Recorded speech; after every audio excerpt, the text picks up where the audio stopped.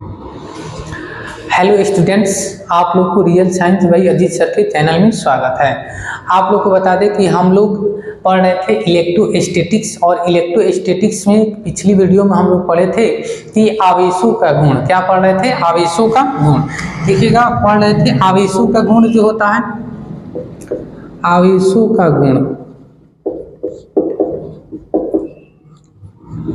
कितना होता है? Property of charges. क्या होता है? Property of charge. आप लोग को बताए थे कि आवेशों की योज्यता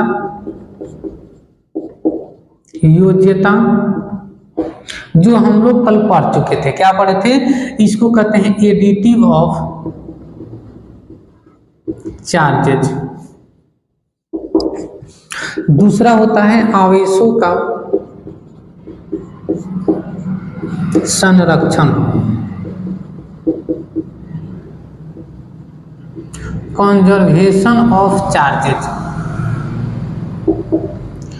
और तीसरा होता है आवेशों का क्वांटीकरण।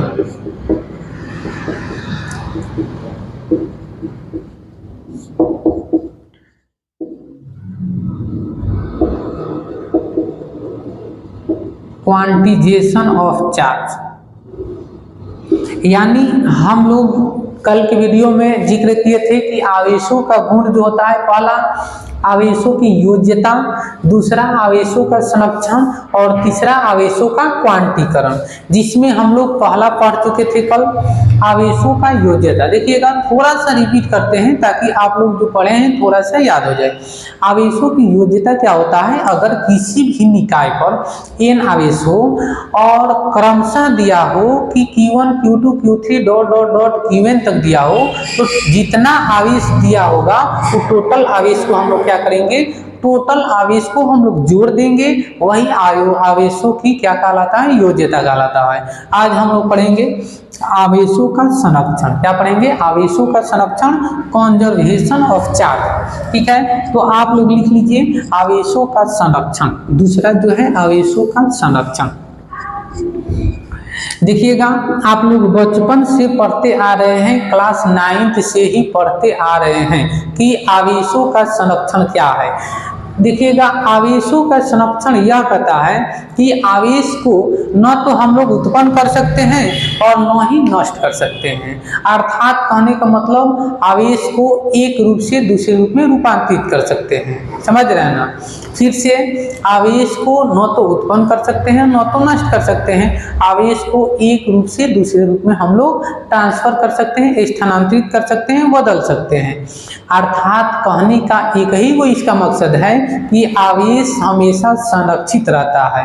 क्या रहता है? आवेश हमेशा संरक्षित रहता है। देखिएगा, हम लोग क्या लिखेंगे? आवेश को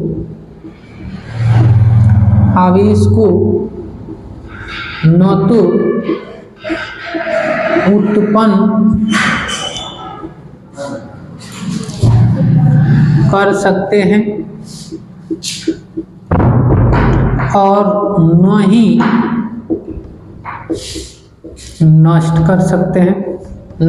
कर सकते हैं।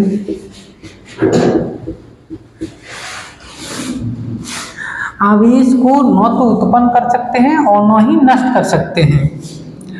आवेश को केवल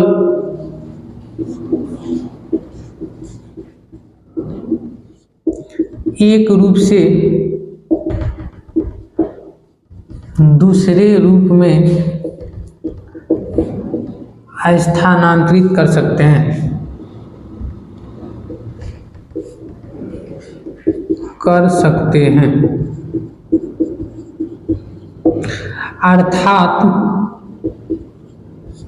अर्थात हम लोग एक लाइन में क्या बोल सकते हैं? आवेश हमेशा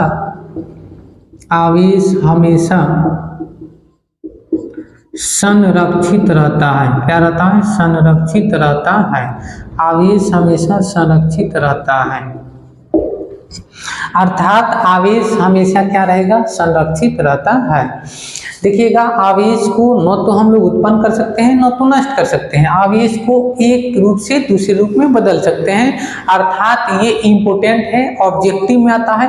अर्थात आवेश हमेशा क्या रहता है, कहिएगा हमेशा संरक्षित रहता है, हमेशा नियत रहता है, हमेशा अचर रहता है, हमेशा कांस्टेंट रहता है। ठीक है, इतना आप लोग बोल सकते हैं। चलिए, यानी कंजर्व रहता है। अब देखिएगा आगे जो हम लोग बोल सकते हैं, अगला जो है हम लोग का कि आवेशों का क्वांटीकरण, और आवेशों का क्वांटीकरण आप लोग के एग्जाम के लिए इम्पोर्टेंट है, इसीलिए आप लोग इम्पोर्टेंट कर लीजिएगा कि आवेशों का क्वांटीकरण किसे कहते हैं, या आवेशों का क्वांटीकरण से आप क्या समझते हैं।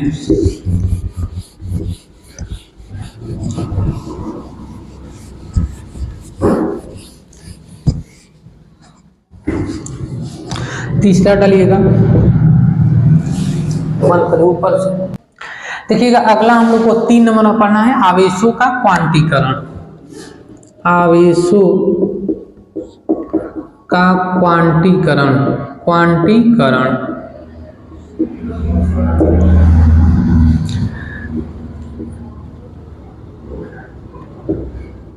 Quantisation of charges.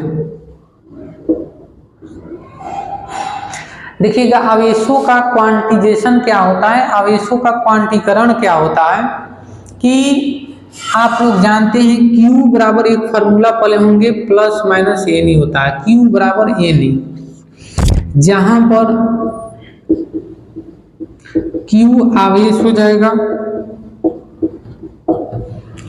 एन क्या हो जाएगा, आवेशों की संख्या,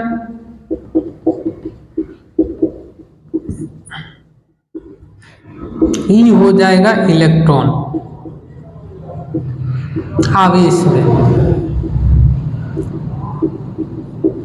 ई क्या हो जाएगा, इलेक्ट्रॉन आवेश में कितने इलेक्ट्रॉन है, समझ रहे हैं ना। तो अगर आवेशों का क्वांटीकरण हम लोग से पूछे कि उससे हम लोग क्या समझते हैं, तो लिखिएगा यदि किसी निकाय पर कुल आवेश, यदि किसी निकाय में भी बोल सकते हैं, यदि किसी निकाय में कुल आवेश और उसमें उपस्थित इलेक्ट्रॉन के गुणनफल को हम लोग आवेशों का क्वांटीकरण कहते हैं। लिखिएगा किसी निकाय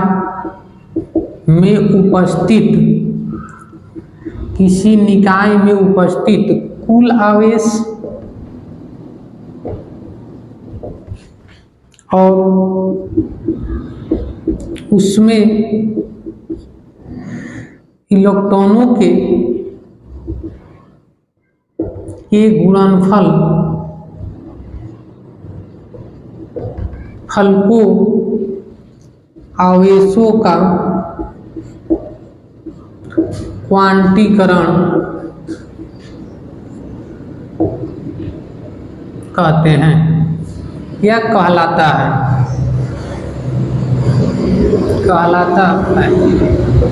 ठीक।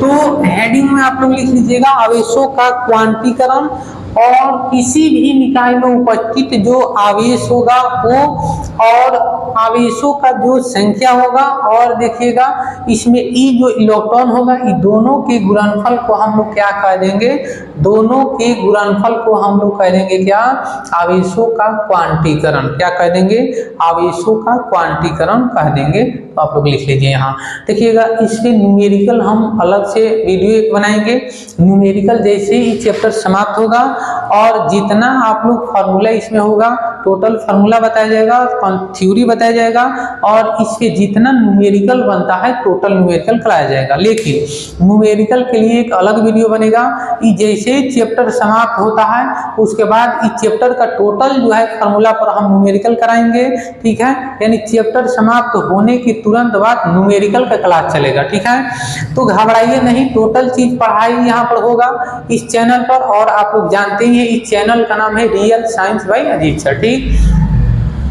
तो आवेशों का क्वांटिजेशन हो गया, आप लोग आवेशों का क्वांटीकरण या क्वांटिजेशन ऑफ चार्जेस, ठीक। और इसको आप लोग इम्पोर्टेंट कीजिएगा। अगला देखिएगा, अगला हम लोग को पढ़ना है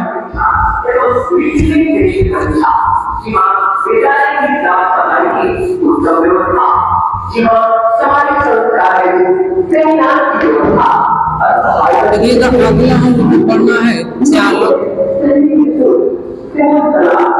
और चालक। चालक और चालक, अर्धचालक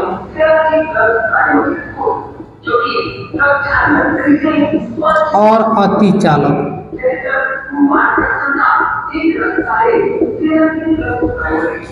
देखिएगा, हम लोग को पढ़ना है चालक और चालक, अर्धचालक और अतिचालक। ठीक, अगर इंग्लिश में आप लोग लिखना चाहते हैं तो लिख लीजिए कंडक्टर, कमा non conductor, semi conductor, super conductor and super conductor.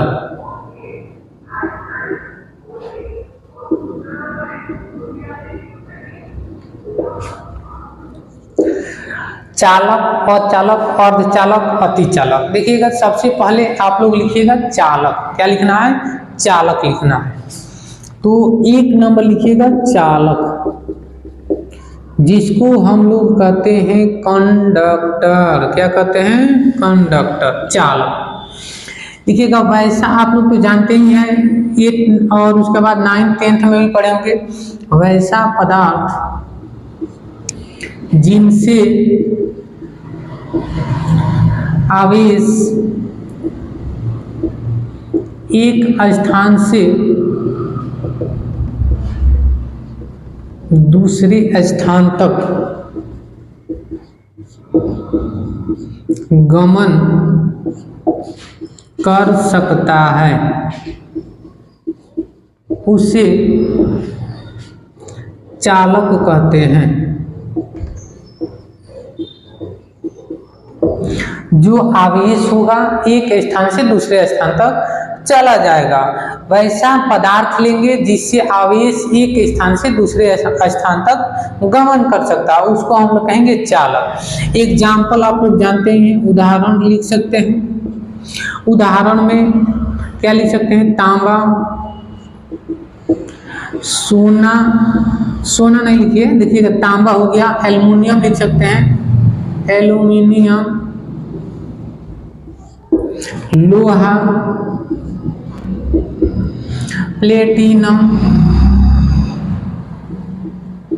ETC डाल लीजिए। ठीक, अगला 2 नंबर हम लोग को पढ़ना है अचालक, जिसको कहते हैं नॉन कंडक्टर।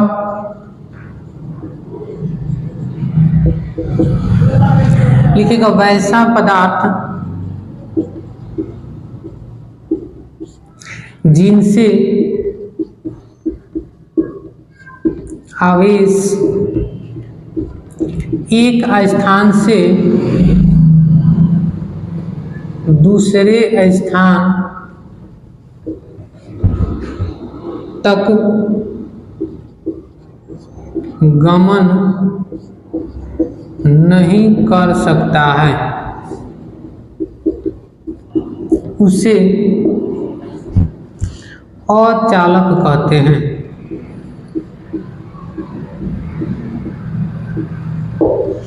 देखिएगा, वैसा पदार्थ हम लोग लेंगे जिनसे क्या होगा, आवेश एक स्थान से दूसरे स्थान तक प्रवाहित नहीं होगा या गमन नहीं कर सकता है, उसको कहेंगे अचालक। ठीक है, नॉन कंडक्टर। एग्जाम्पल आप लोग जानते हैं, उदाहरण आप लोग लिख लीजिए। लकड़ी, कमा कलम, कमा दीवार, कमा आप लोग बेंच लिख सकते हैं, ETC डाल लीजिए। ठीक, इस सब से क्या होगा, वैद्युत आवेश क्या होगा, प्रवाहित नहीं होगा। वैद्युत आवेश क्या होगा, प्रवाहित नहीं होगा। ठीक है, अगला हम लोग को पढ़ना है अर्धचालक और अतिचालक। क्या पढ़ना है? अर्धचालक और अतिचालक। लिखिएगा अर्धचालक, अर्धचालक।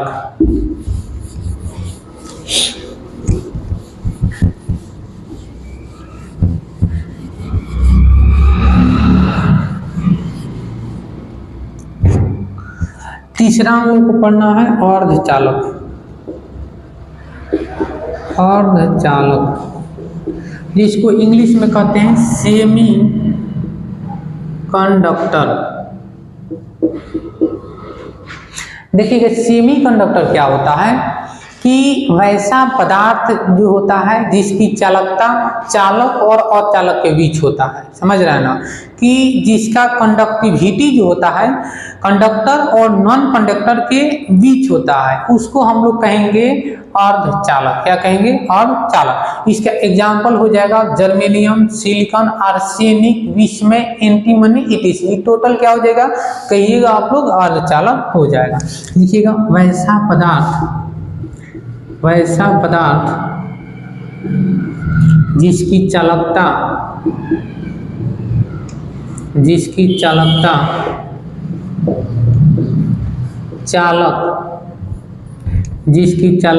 चालक और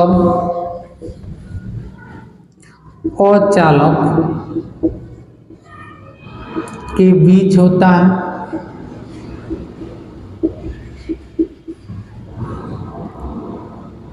उसे अर्धचालक कहते हैं।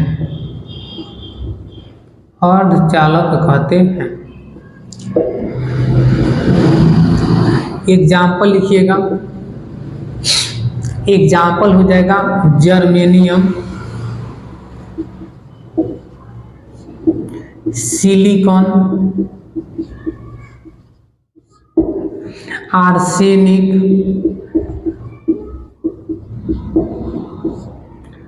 इत्यादि डाल दीजिए या ETC।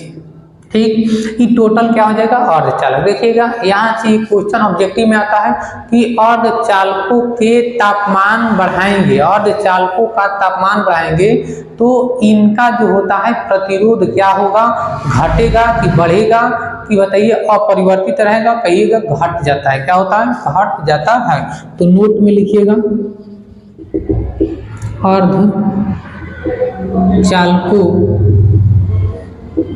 का तापमान बढ़ाने से इनकी प्रतिरोधकता या प्रतिरोध कम होती है। और यहीं पे नोट नंबर दूसरा लिखना है। ये नोट दूसरा है और ये नोट पहला है। ठीक, यहाँ पर नोट दूसरा लिखना है कि चालकों का तापमान बढ़ाने से इनकी प्रतिरोध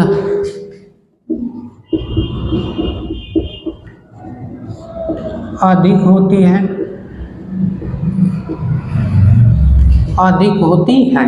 ये दोनों पॉइंट आप लोग को याद रखना है। ठीक है, कि अर्धचालकों के तापमान में हम लोग वृद्धि करेंगे तो उसकी प्रतिरोधकता क्या होती है? कम होती है, और चालकों के तापमान बढ़ाने से इसकी प्रतिरोधकता बढ़ती है। ठीक है, या प्रतिरोध बोलिए या प्रतिरोधकता, कोई दिक्कत नहीं।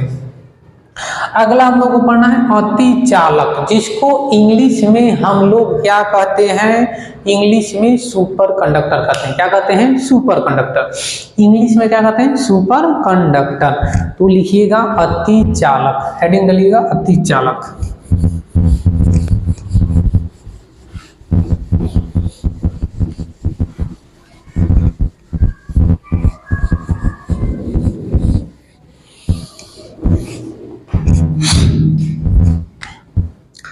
हम लोग को चौथा पढ़ना है अतिचालक, जिसको कहते हैं सुपर कंडक्टर।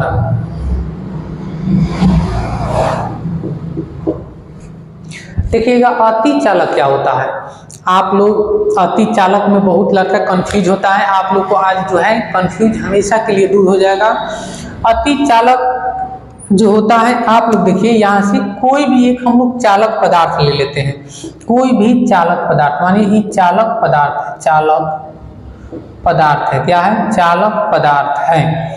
और चालक पदार्थ में प्रतिरोध हमेशा रहता है। क्या रहता है? प्रतिरोध रहेगा, प्रतिरोध रहेगा। देखिएगा, जिस तार के द्वारा कोई भी विद्युत धारा, इलेक्ट्रिक चार्ज, अगर हम लोग इलेक्ट्रिक करंट जो होता है प्रवाहित होता है, तो इस चालक तार में या चालक पदार्थ में प्रतिरोध हमेशा रहता है।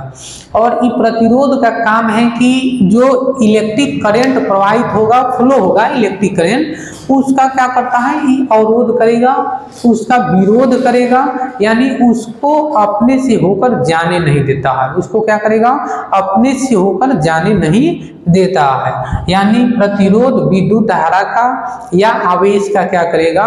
विरोध करेगा, अपने से होकर जाने नहीं देता है। इसीलिए हम लोग को उतना अच्छा जो है करंट नहीं मिल पाता है। अब आप लोग देखते हैं कि एल्युमिनियम तार प्रयोग करते हैं हम लोग, कॉपर के तार का प्रयोग करते हैं। अच्छा बताइए, इन दोनों तार में सबसे अच्छा जो है तार कौन सा होगा? तो आपका जवाब आएगा, सभी का आएगा कॉपर का। किसका आएगा? कहिएगा सर कॉपर का तार बहुत अच्छा होता है, हम लोग उपयोग अपने घरों में करते हैं, है कि नहीं? करते हैं कि नहीं? एल्युमिनियम का भी प्रयोग करते हैं, लेकिन आप लोग जानते हैं कि हम लोग को अच्छा वायरिंग करना रहता है तो एल्युमिनियम का प्रयोग नहीं करते हैं। क्यों आप लोग बता सकते हैं? देखिएगा, एल्युमिनियम का प्रयोग हम लोग इसलिए नहीं करते हैं उतना अच्छा वायरिंग में, क्योंकि एल्युमिनियम का यहाँ पर प्रतिरोध क्या हो जाएगा? कहिएगा ज्यादा हो जाएगा। किसके अपेक्षा? कहिएगा कॉपर की अपेक्षा, कॉपर की अपेक्षा। समझ रहे हैं ना? बात समझ में आया? तो अगर हम बात कर दे एजी, और एजी आप लोग जानते हैं क्या होता है? चांदी। क्या होता है? चांदी। एजी क्या होता है? चांदी। चांदी आप लोग जानते हैं कि विद्युत धारा या विद्युत धारा का बहुत अच्छा क्या होता है? सर्वोच्च चालक होता है, बहुत जल्दी से क्या होगा? विद्युत धारा फ्लो करेगा। तो चांदी अगर हम यहाँ पर ले ले, चांदी क्या ले ले? अगर यहाँ पर हम बोल दे कि चांदी, अब बताइए इन तीनों का में प्रतिरोध किसमें कम होगा? तो आप सभी का जवाब आएगा चांदी का सर। क्योंकि चांदी अच्छा विद्युत का चालक होता है, बहुत अच्छा, यानी सर्वोच्च होता है। कहने का मतलब इसमें प्रतिरोध बहुत बहुत कम होता है। क्या रहता है? बहुत कम रहता है। और यहाँ पर देखिए अतिचालक, जिसको सुपर कंडक्टर कहा गया है, यानी सुपर का मतलब इससे अच्छा नहीं हो सकता है। सुपर का मतलब इससे अच्छा नहीं हो सकता है। तो कहने का मतलब है कि अतिचालक जो होगा ना, उसमें प्रतिरोध होकबे नहीं करेगा, यानी बहुत कम होगा, यानी थोड़ा सा भी, मानिए कि 9 के बराबर होता है। और जब 9 के बराबर प्रतिरोध रहेगा तो विद्युत धारा को अपने से होकर जाने देगा, रोकेगा ही नहीं। क्योंकि प्रतिरोध ही रोकता था विद्युत धारा को, यानी तुरंत क्या, यहाँ पर देखिए, यहाँ से करंट भेजिए तुरंत यहाँ पर आ जाएगा, थोड़ा सा भी पता नहीं चलेगा, थोड़ा सा भी समय नहीं लगेगा, यहाँ सटाते यहाँ पर करंट आ जाएगा, उसको कहेंगे अतिचालक। ठीक, तो आइए अब हम लोग इसका डिफिनेशन कैसे लिखते हैं थोड़ा सा समझते हैं। लिखिएगा अतिचालक, जिसको सुपर कंडक्टर कहते हैं। सुपर कंडक्टर लिखिएगा वैसा पदार्थ जो बिना किसी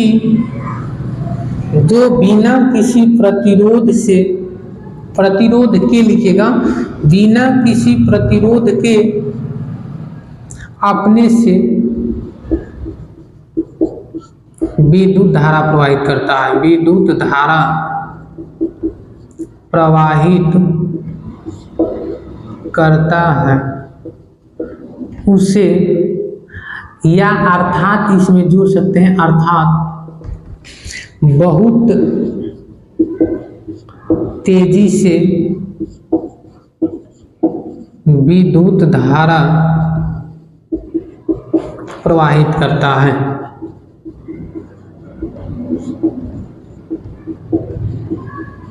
उसे अतिचालक कहते हैं। क्या कहते हैं? अतिचालक कहते हैं।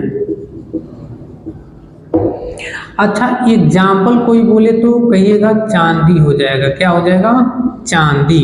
क्या हो जाएगा, कहिएगा चांदी।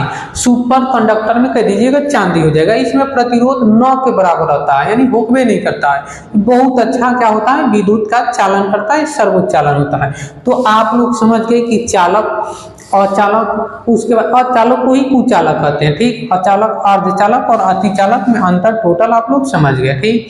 आइए अगला आप लोग को पढ़ना है कि कूलॉम का नियम, और आप लोग के एग्जाम के लिए इम्पोर्टेंट है, ठीक है। तो अपनी कॉपी में हेडिंग डालिए कूलॉम का नियम और इम्पोर्टेंट कीजिए ऊपर, समझ रहे हैं ना, क्या कीजिए, इम्पोर्टेंट कीजिए, क्या कीजिए, इम्पोर्टेंट कीजिए, ठीक है। तो आइए कुछ बुझल बता, अब बोलो बुझल बोले।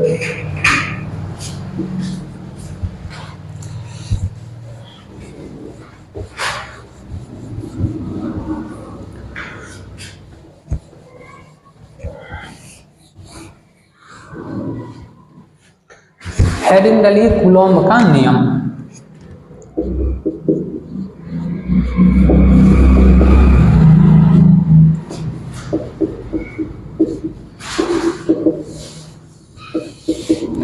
इसको कहते हैं कूलॉम्स लॉ, कूलॉम्स लॉ। देखिएगा कूलॉम का नियम क्या होता है, ये आप लोग के एग्जाम के लिए इम्पोर्टेंट है, हम बोल देते हैं, ठीक है। आप लोग इम्पोर्टेंट करते चलिएगा जहां जहां हम बोलेंगे।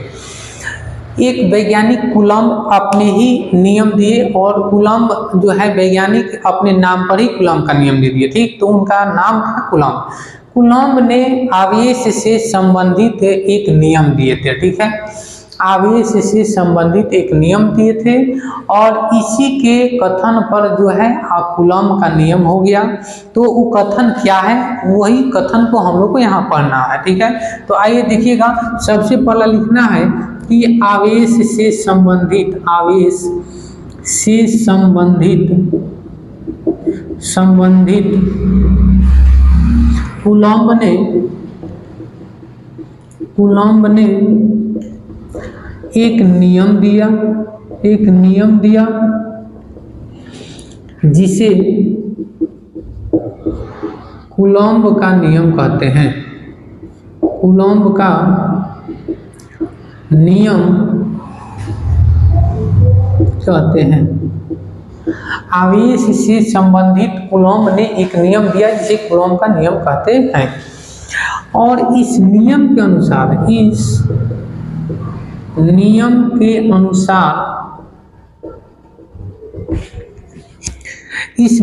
अनुसार पहला कथन बोले थे कि यदि दो वस्तु पर लगने वाला जो बल है, यदि दो वस्तु पर लगने वाला बल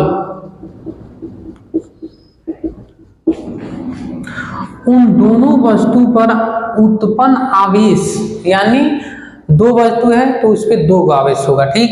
तो यदि दो वस्तु पर लगने वाला बल उसमें उत्पन्न दोनों आवेशों के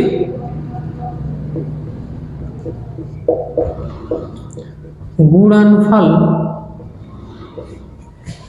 के समानुपाती होता है,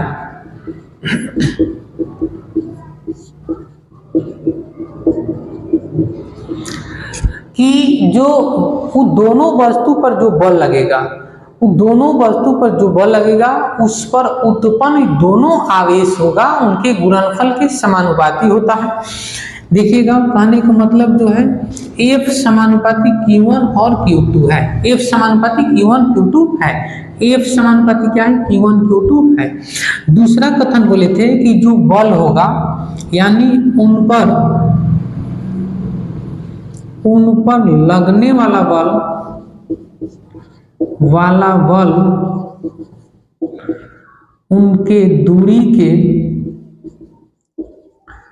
वर्ग के व्युत्क्रमानुपाती होता है, व्युत्क्रमानुपाती होता है। व्युत्क्रमानुपाती होता है। कहने का मतलब एफ जो बल लगेगा उसके दूरी के व्युत्क्रमानुपाती होता है। इसको हम लोग समीकरण 2 डालते हैं। क्या डालते हैं? समीकरण 2 डालते हैं। देखिएगा, दो कथन बोले थे। क्या क्या बोले थे? कि दो वस्तु हम लोग लेंगे और दोनों वस्तु पर जो आवेश उत्पन्न होगा Q1 Q2 होगा और कुछ दूरी पर रहेगा r दूरी पर, और ये दोनों वस्तु के बीच जो बल लगेगा, दोनों वस्तु के बीच जो बल लगेगा वो दोनों वस्तु के आवेशों के गुणनफल के समानुपाती होता है। और दूसरा कथन बोले थे कि जो बल लगेगा उसके दूरी के व्युत्क्रमानुपाती होता है। ये दो कथन बोले थे और यही कूलॉम का नियम कहलाता है। ठीक है, क्या कहलाता है? कूलॉम का नियम। तो आप लोग देख लिए कि क्या बोले थे? F समानुपाती Q1 Q2 और दूसरा F व्युत्क्रमानुपाती r², दूरी के वर्ग के व्युत्क्रमानुपाती होता है। ठीक,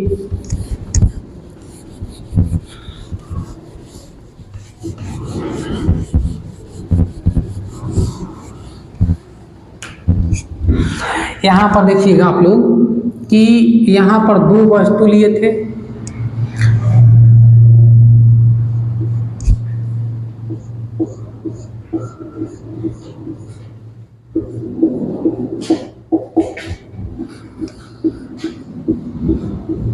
दो वस्तु, इस पे Q1 आवेश है और इस पे Q2 आवेश है और ये एक दूसरे के r दूरी पर क्या है? स्थित है। एक दूसरे के r दूरी पर स्थित है।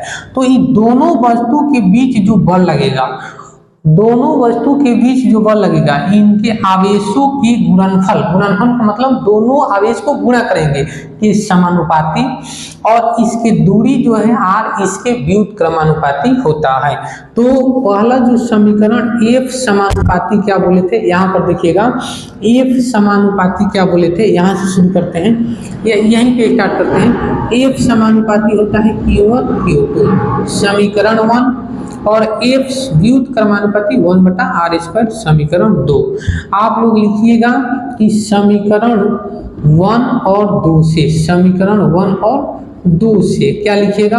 तो F समानुपाती Q1 Q2 और वटा में क्या हो जाएगा? r²। क्या हो जाएगा? r²। देखिए कुछ नहीं, दोनों नियम को हम लोग एक जगह लिख दिए। F समानुपाती Q1 Q2 और जो नीचे रहता है वो व्युत्क्रमानुपाती होता है। ठीक, कि जब समानुपाती जो समानुपाती चिन्ह हटेगा ना तो एक कांस्टेंट पद लगता है। तो F बराबर हो जाएगा K Q1 Q2 और वटा में क्या हो जाएगा? r²। F बराबर क्या हो जाएगा? K Q1 Q2 वटा में r²। और जहां पर जो होगा, आप लोग इस फार्मूला को रट लीजिएगा। जहां पर, यहाँ पर लिखते हैं, जहां K लिखिएगा कूलॉम नियतांक, कूलॉम नियतांक, क्या लिखना है? कूलॉम नियतांक। ये क्या लिखना है? कूलॉम नियतांक। और Q1, Q2 कहिएगा आवेश है और r है दूरी, आवेशों के बीच की दूरी लिखिएगा, आवेशों के बीच की दूरी, आवेशों के बीच की दूरी।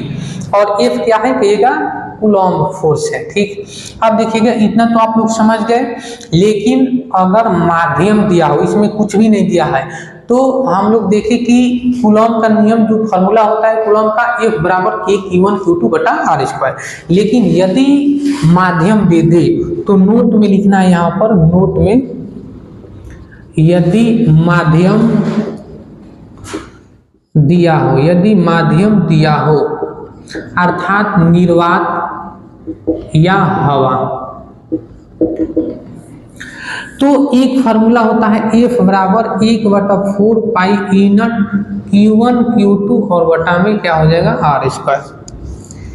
1/4 पाई E0 Q1 Q2 और वटा में हो जाएगा r²। ठीक, अब देखिएगा कि यहाँ पर जो यूनिट है वैद्युतशीलता है। क्या है? वैद्युतशीलता।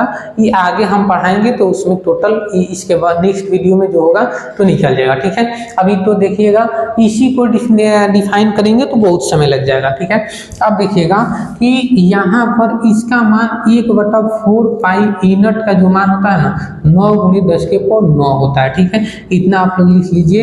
1/4 पाई यूनिट का मान 9 × 10⁹ होता है।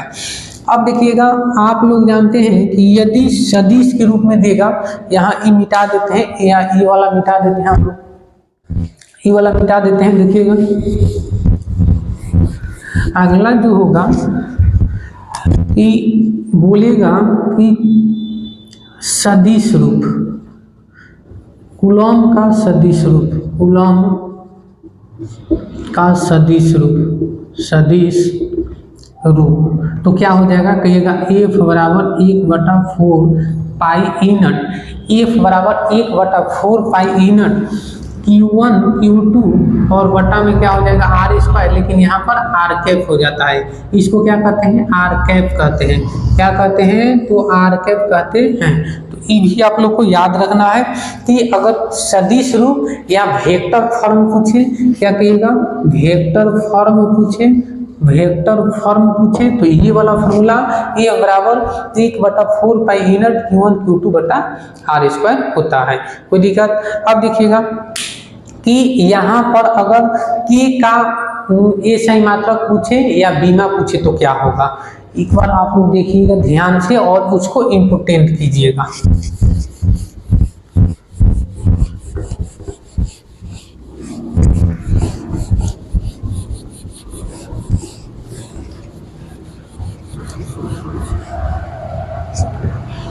चूंकि हम लोग जानते हैं F बराबर Q1 Q2 और बटा में R² होता है, इतना तो हम लोग जानते हैं। लेकिन अगर K का A सही मात्रक और बीमा पूछे कूलॉम नियतांक का तो हम लोग क्या देंगे? तो देखिएगा अगर हम लोग तिर्यक गुणा करेंगे तो FR² बराबर K Q1 Q2 हो जाएगा कि नहीं? लेकिन Q1 Q2 यहाँ पर हो जाएगा, इसीलिए K को हम लोग को निकालना है तो K बराबर FR² बटा में Q1 Q2 हो गया। ठीक है, K बराबर क्या हो गया? FR² बटा Q1 Q2 हो गया। अब देखिएगा चूंकि F यानी फोर्स है, बल है, F क्या है? फोर्स, और बल का A सही मात्रक आप लोग जानते हैं न्यूटन। क्या होता है? बल का A सही मात्रक न्यूटन। तो बल का A सही मात्रक आप लोग न्यूटन लिख दिए। ये हो गया R, दूरी को मीटर में हम लोग मेजर करते हैं, स्क्वायर है यानी वर्ग है तो मीटर यानी मीटर स्क्वायर हो जाएगा। तो न्यूटन मीटर स्क्वायर क्या हो गया? Newton metre square, newton metre square और बटा में Q1 का क्या? कूलॉम यानी आवेश, आवेश का इससे मतलब कूलॉम यानी C, और 2 है इसके लिए भी C, तो C × C² हो जाएगा यानी कूलॉम स्क्वायर यानी C का स्क्वायर। तो K का A सही मात्रक आप लोग देखें न्यूटन मीटर स्क्वायर और प्रति coulomb square, newton metre square प्रति कूलॉम स्क्वायर आप लोग इसका A सही मात्रक देख लीजिए। ठीक, तो आप लोग K का A सही मात्रक क्या देखें? न्यूटन मीटर स्क्वायर प्रति कूलॉम स्क्वायर। लेकिन वही अगर बीमा पूछे, बीमा पूछे, डायमेंशन पूछे तो डायमेंशन पूछे वो भी आसान है। आप लोग को 11th क्लास में हम पढ़ाए हैं, देखिएगा। तो डायमेंशन अगर पूछे तो देखिएगा K का डायमेंशन पूछे तो न्यूटन, और न्यूटन का बीमा क्या होता है? बल का बीमा क्या होता है? mL/t-2 क्या होता है? कहिएगा mL/t-2 होता है। तो न्यूटन का हो गया mL/t-2। यहाँ पर देखिएगा मीटर को हम लंबाई का A सही मात्रक मीटर होता है, लंबाई का A सही मात्रक मीटर, तो यहाँ पर L² हो जाएगा। क्यों? क्योंकि मीटर को हम लोग L से डिनोट करते हैं, यहाँ स्क्वायर है तो L का भी स्क्वायर और बटा में यहाँ पर देखिए कूलॉम स्क्वायर है। क्या है? कूलॉम क्या है जी? यहाँ पर कूलॉम है। तो देखिएगा कूलॉम को हम लोग क्या लिख सकते हैं? तो कूलॉम का हम लोग क्या लिख सकते हैं? हम लोग कूलॉम को क्या लिख सकते हैं? तो आप लोग जानते हैं Q बराबर IT होता है। क्या होता है? Q बराबर IT। Q बराबर क्या होता है? IT। तो I का एम्पियर हो जाएगा। क्या हो जाएगा? एम्पियर, और टाइम यानी टाइम का सेकेंड, क्या हो जाएगा टाइम का सेकेंड। तो एम्पियर को हम लोग ए से डिनोट करते हैं और सेकेंड को हम लोग टी से डिनोट करते हैं, टाइम का सेकेंड होता है तो ये हो जाएगा। तो यहाँ पर स्क्वायर है तो ये क्या हो जाएगा ए स्क्वायर और यहाँ पर टी स्क्वायर होगा कि नहीं, ए स्क्वायर और टी स्क्वायर। अब देखिए जो कटने वाला होगा कटा दीजिए, जो ऊपर जाने वाला होगा ऊपर ले चलिए। तो M L T minus two और एल टू, ये नीचे है ए स्क्वायर, ऊपर जाएगा तो ए के power minus two, T square नीचे है तो ऊपर जाएगा तो टी के पावर माइनस टू हो जाएगा। इतना हो जाएगा जी, बोलिए। अब देखिए आगे कि ए बराबर एम एगो है तो एम, एल यहाँ पर एगो, यहाँ पर एल है और यहाँ पर दो है तो क्या हो जाएगा एल थ्री हो जाएगा। यहाँ पर देखिएगा टी माइनस टू है और यहाँ पर टी माइनस टू है तो टी माइनस यहाँ पर टू है और टी माइनस वहाँ पर तो टी माइनस फोर हो जाएगा। और यहाँ पर क्या है ए माइनस टू, तो इसका बीमा जो के का हो जाएगा M L three T minus four A minus two हो जाएगा। तो के का बीमा जो होगा M L three T four minus four A minus two हो जाएगा। बोलिए इतना आप लोग को समझ में आया। तो आज हम लोग इतना ही रहने देते हैं, फिर हम लोग मिलेंगे नेक्स्ट वीडियो में। और आप लोग को फिर एक बार बता दें कि इस चैनल का नाम है real science by Ajit sir, और इस चैनल को आप लोग क्या कीजिए लाइक और सब्सक्राइब कीजिए और अधिक से अधिक संख्या में शेयर कीजिए, ताकि आप लोग के जैसा और भी बच्चा इस चैनल से पढ़ सके और फिजिक्स में अच्छा मार्क्स ला सके, अच्छा नंबर ला सके, अच्छा स्कोर ला सके।